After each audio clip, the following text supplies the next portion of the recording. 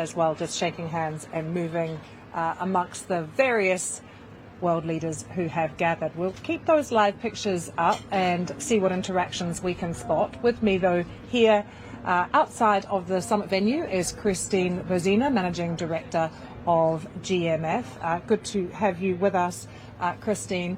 Now, the money. Everyone is talking about the money, the win that this is for President Trump and the win that this is for Mark Rutte as well, getting countries to commit to 5% of their GDP. But there's a little bit of creative accounting going on, isn't there, when we talk about this 5%? It's perhaps not as big and scary as some people are making out. It's certainly not as scary. People are getting alarmed, and we're hearing even in the public forum, then you hear youth voices that are saying, well, why would you have to go to 5%? It's taking away.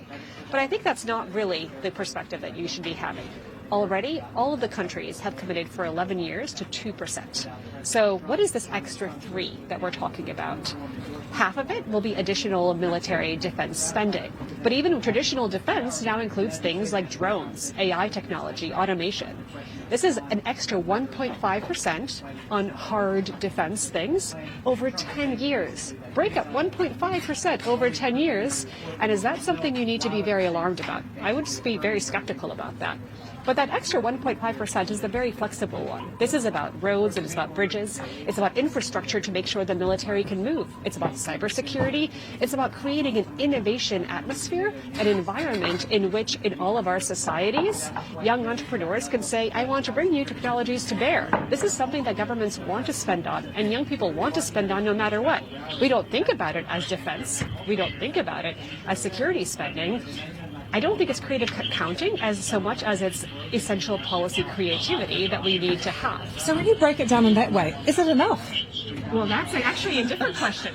We probably need a lot more. And yesterday we heard, for example, the Danish Prime Minister, Mette Frederiksen, talk about the fact that it's not soon enough, and the numbers actually aren't all that high. Poland can get to 5% without adding all these extra things right now. Eastern flank countries are going 5% hard defense right now, which is why I think it feels so, in many ways, actually insulting for a country like Spain to say there's absolutely no way we could get to 5%. Over the past few weeks, we've heard that this political resistance coming from Spain in particular. And is innovation not something that Spain needs to invest in? Is infrastructure something that is unnecessary for the country? So as we see all of these global leaders meeting at the moment and discussing, are there divisions amongst them that are more than just about spending? I think there are political... They're trying to present a united front here, particularly with President Trump. There's certainly an attempt to show a united front, but each one of these political leaders is a political leader to their citizens, to their constituencies, and trying to keep their coalitions stable. And so who are the coalition partners for the leaders who are here, who don't really like the notion of defense spending? And do they have a political case to make at home for why defense spending isn't really just bullets and missiles, although important and partially there, but really a holistic transformation about what we're looking at? Because what does NATO need to defend against? Certainly, when you look at what's happening in Ukraine, absolutely air defense systems. That is a hard security thing that is essential, overdue, and we don't have enough of anywhere. But the other things are the daily attacks that we're facing in cybersecurity, the hybrid threats to infrastructure, the ability to even know what's going on under the sea, in the air, in space, the need to invest in technology that is both good for innovation and for development and growth in our societies, but also has a defense application, is essential. But our mindset, the notion of defense, is so stuck in a post-Cold War period, and not one in which the thing you have on your phone is also part of your protection, but potentially a way of being attacked, that we need to understand this better as a society, to understand this is about moving faster and having tools that are better for all of us. And yes, it's defense, but it's not only defense. It's about where we need to grow and how we can do it safely and invest in our infrastructure, invest in our education systems to be more competitive. So interesting to talk to you. Kristine, thank you so much. We're just going to leave the conversation for a minute to listen in to NATO Chief Mark Rutte. Message. In this meeting, we will take historic, transformational decisions to make our people safer through a stronger, fairer and more lethal NATO. To make NATO stronger, we have a concrete plan for all allies to spend 5% of GDP on defense. It will go towards core defense as well as defense and security-related investments. This decision is deeply rooted in our core mission and is required to resource our plans and readiness. This will also make NATO fairer, to ensure anyone and everyone contributes their fair share for our security. For too long, one ally, the United States, carried too much of the burden of that commitment, and that changes today. President Trump, dear Donald, you made this change possible. Your leadership on this has already produced $1 trillion in extra spending from European allies since 2016.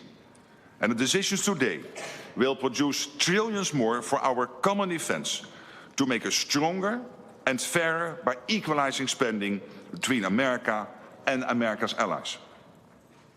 Allies will also agree to further increase defense production so that our armed forces have everything they need.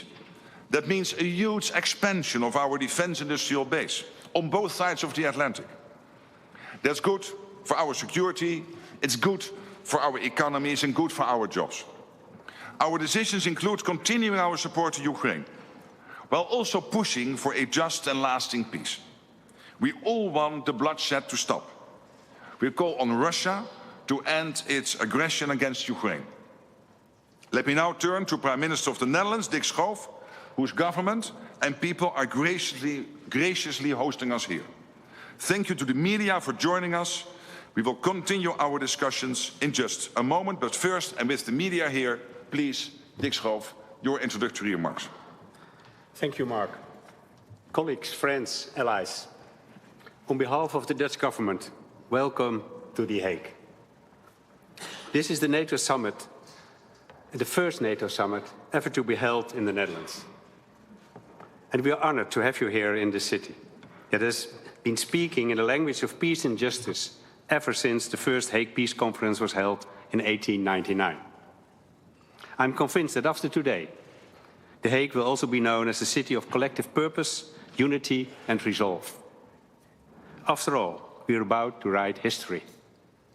We are about to make decisions leading to an unprecedented increase in our collective defense spending and a new financial balance in our alliance. Both are urgent, both are necessary, and both will help make our transatlantic bond even stronger, so we can do justice to our founding principles of democracy, liberty and the rule of law, as laid down in the Washington Treaty. The last NATO event held in The Hague was a foreign minister meeting in 1989, just as the Iron Curtain was beginning to break apart on the eve of the Cold War's end. And for a period, we hoped and believed that relations with Russia would continue to thaw. But the end of history turned out to be an illusion.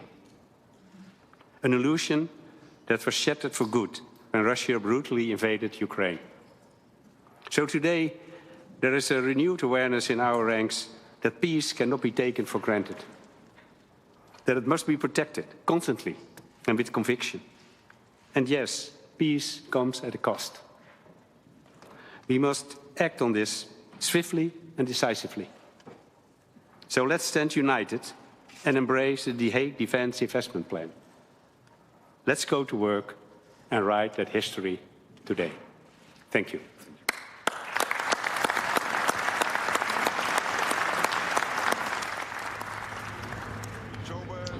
That was Dick Schoof, the Dutch Prime Minister, talking about how this summit could potentially be history-making with this agreed increase in funding for the collective defence of NATO members. He also talked about Ukraine and said what has happened with Russia's invasion means that peace cannot be taken for granted. Kristine Berzina is still with me. President Zelensky is here. He will be relieved to hear that Ukraine, when we hear from Mark Rutte and from the Dutch Prime Minister, is getting prominence. What can he hope to get out of this meeting, Kristine? That already is a very big win for President Zelensky. There was a question coming into this week how big of a role European issues are going to play, and frankly with the Iran strikes in the last week, this was a question. We've been successful, it looks like thus far, to keep the focus on European issues. But then Ukraine, which often seems separate in Washington from the Europe question, is actually getting a good amount of attention here. We had Zelensky in the dinner last night. We have had meetings that seem to be respectful and smooth. And there's always a pit in everyone's stomach. How will there be a Ukraine conversation? How will it go? Are we going to see fireworks that we do not want, but instead see that long-term steady support for Ukraine and Ukraine's ambitions for sovereignty, for freedom? And it looks like we're seeing that here. Again, nothing's over, but so far so good. Dick, you've talked about this wanting to see a peaceful solution and the long term for Ukraine. Is NATO doing enough? Ukraine can't just continue to exist and fight, but to try and win. Absolutely, that Ukraine needs to try to win. It needs to actually win. It needs to maintain its sovereignty and to maintain its territory and to say what path it wants for the future. But they need more. They need more weapons. Yes. They need more fighter jets. They need. I mean, just the list of things Ukraine needs is incredibly long. Are they going to get any more of that from their NATO friends? So when we talk about defense funding again here, Ukraine support will be built into that 5% in some way. Thus far, help for Ukraine has again been apart from what you're doing on defense as a NATO ally. If we're putting Ukraine support into these big targets, I think it can make it easier within each country to provide more money. But you can't just triple count. You have to actually invest in this.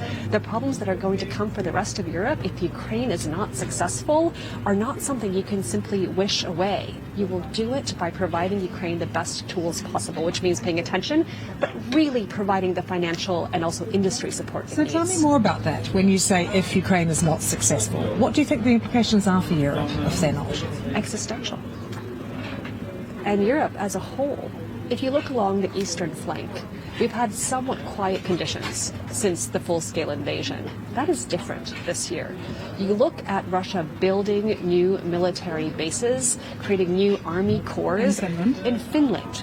So this is their interest, but it is a place where they feel that they need to put money and attention despite the Ukraine war. We're going to have a very large military exercise, Zapad, West, in Russian, where Russia and Belarus are this fall going to be exercising their military capabilities, not in Ukraine, but really on NATO's borders. They're not sleeping. They're not interested in only focusing on Ukraine. NATO would be tremendously naive to think that if Russia is not only focusing on Ukraine, that NATO should not also be looking at itself and Ukraine at the same time and looking at the fact that hunger in the Kremlin, it keeps on growing until it is clear that it will not be successful. NATO with the 5%, but also with what they do with it, the capabilities it buys, the unity it shows, the deterrence it puts in place this year will be the answer to whether Russia can get away with anything more. Kristine, thank you so much. And you have nicely set up the interview I'm about to do.